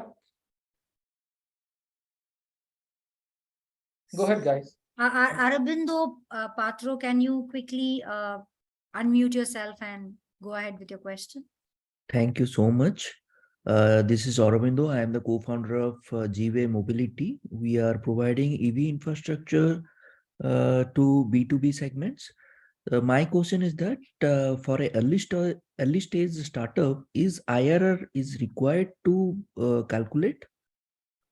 Early stage startup, you know what you should. Early stage startup, IRR is too subjective. IRR is very theoretical, because IRR will be technically evaluated based on historical cash flows. If you have generated multiple millions of dollars over last 5 years, that IRR has some value. IRR based on future cash flows, I can put multi-million trillion dollars in Excel sheet, and that IRR means nothing to me, right? At an Okay. early stage, IRR means nothing. Okay. Because it can be how you draw a hyperbola or a parabola using a single dot, right? It can go anywhere. I do have second question. Can I ask? Yeah, go ahead. Yeah. So my second question would be how to calculate a depreciation, because in my industry, depreciation plays a vital role. So just wanted to understand Which how industry you said, depreciation will- Rabindo? Sorry. Which industry you mentioned? EV infrastructures. We are providing. Yeah. So basically, depreciation is a straight definition of the value of your asset. Of course, Accounting Standards Company Act has defined plant and machinery to be on 10 years or 7 years. So, but you can always define your own accounting principles and say that, okay, for me, if I'm investing in a certain infrastructure to generate 100,000 EV vehicles, that plant has a life of only 3 years because I need to keep upgrading. You can depreciate only for 3 years. So as a CEO, as a management of the company, you have all the rights to define depreciation rates, but Income Tax Act has certain rates. They're going to ask you to pay taxes based on their rates, right? But profitability can be shown basis the rates what you follow in your company, subject to your auditors approving it. As long as there is a logical justification, depreciation rate can be directly related to the investment, what you're doing and the purpose, what you're doing it, and the technology, what you're in. Just wanted to add one more thing. We just Can you as a aggregator. Yeah, okay. Just Final add one, please. Yeah. Go ahead.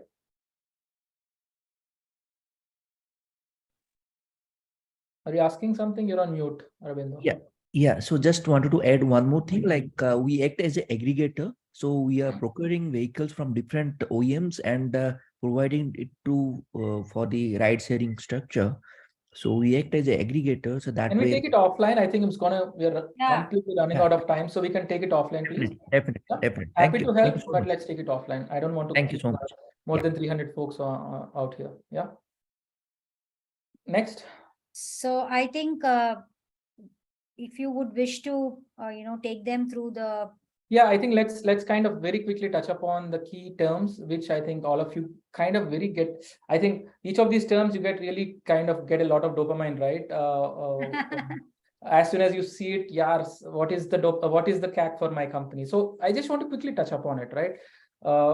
One of the main dopamine you will have it is funding. Next dopamine is CAC. Another dopamine is unit economics. So we thought we'll just technically explain what these are, right? Let's keep going. Next slide, please.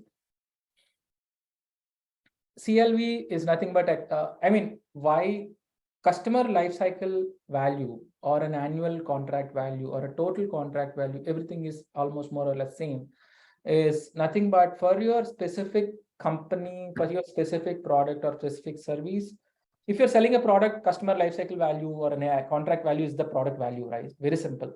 But this whole concept will come in SaaS business. This whole concept will come in a recurring business. This whole concept will come if you're doing you're going to do upsell again and again after something, right? So basically why we really need to look at it is basically to do a return of investment on your CAC. And CAC is nothing but again customer acquisition cost, the money you're spending to get. So for example, take Zomato for example, right? They keep pushing notifications for you and each of them are a CAC for them, right? So I have a habit of keeping all the notifications off, but every week, every day or every 1 hour, they keep sending some notifications, and each of those notifications, they incur some cost.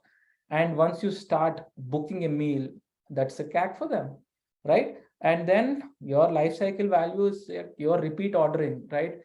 Everything is interrelated, right?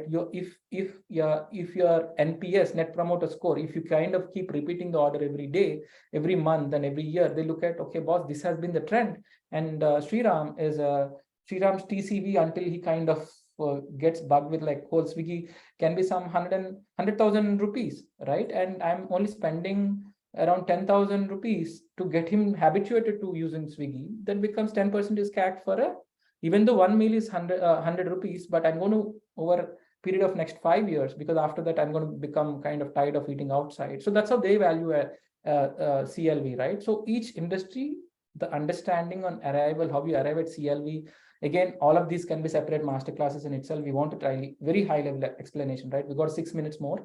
We want to do a hard stop at 7. So CLV is one, CAC is customer acquisition cost. You need to understand what are the various costs you incur to acquire a customer and related to the annual, total contract value, what a customer brings. Next.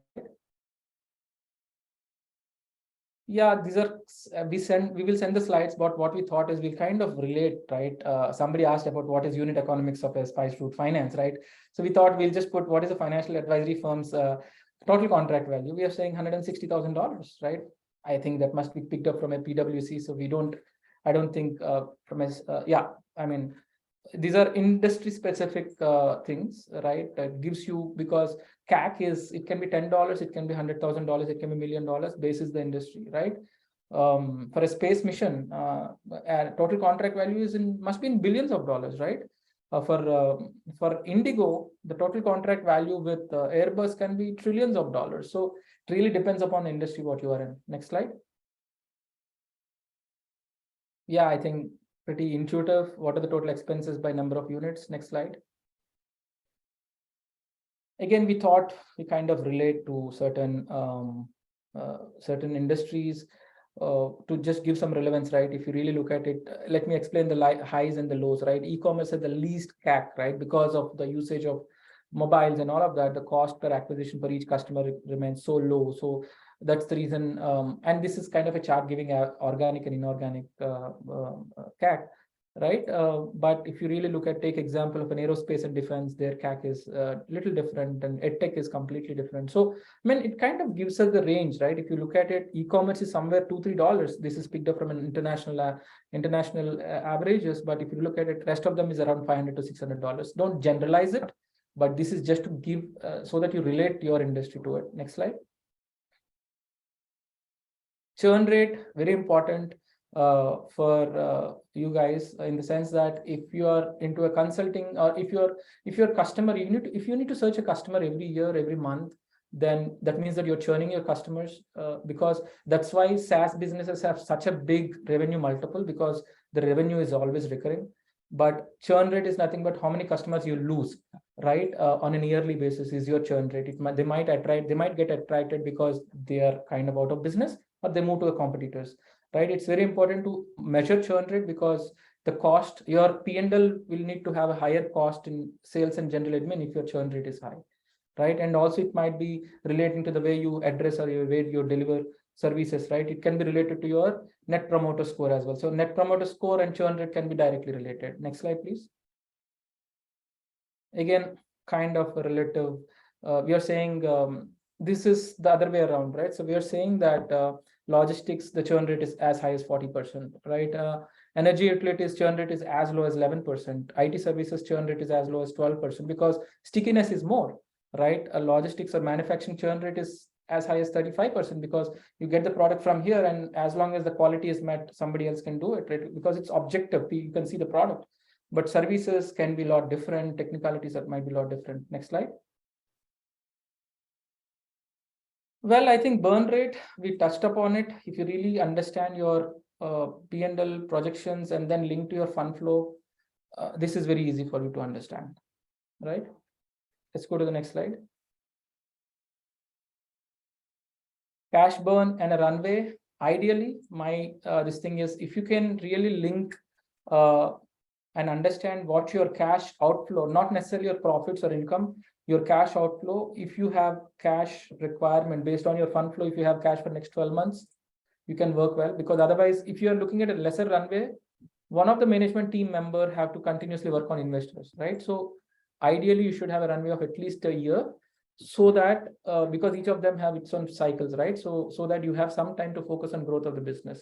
And of course, as an entrepreneur, fundraising is an ongoing thing. So and it's always a play between a timing, right? Because if you raise more and then you're going to dilute more and you're going to lose, right? We discussed about it, right? So cash burn and runway is again an art, how you manage it. So kind of you have to get very clear in it, right? A lot of entrepreneurs don't even have cash flow, right? Because if you don't have the cash flow, if you don't have financial model, if you don't have unit economics, no point discussing all of this, right? Because there's no way you're going to understand your runway, right? You don't have a financial model in place.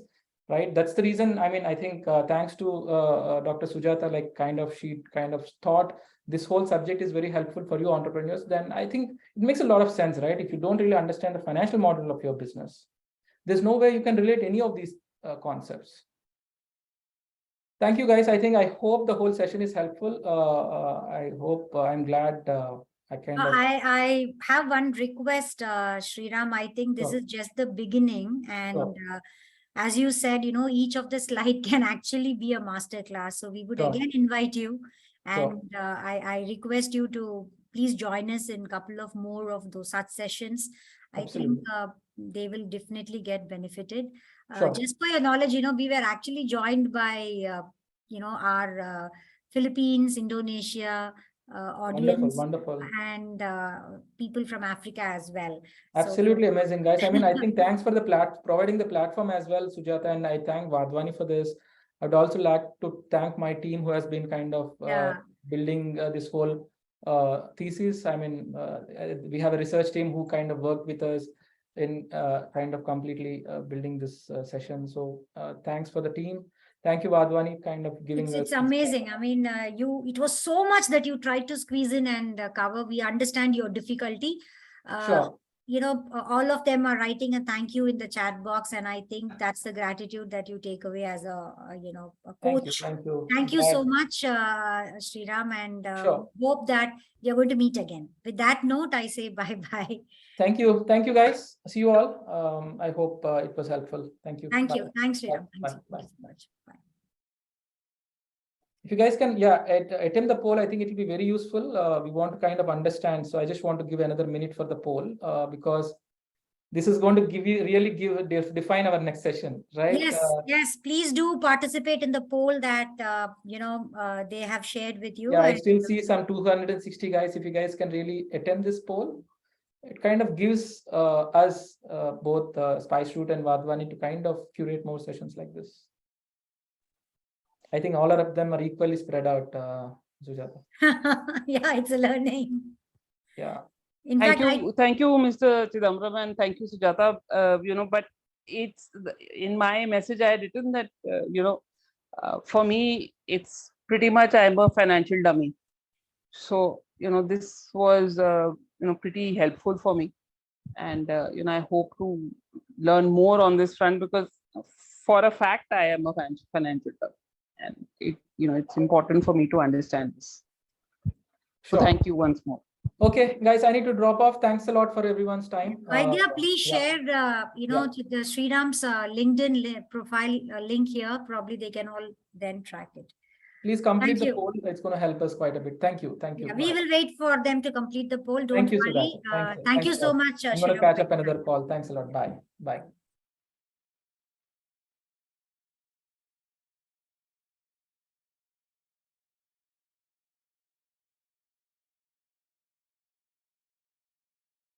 So Aishwarya, probably we will end the session after 3-4 minutes.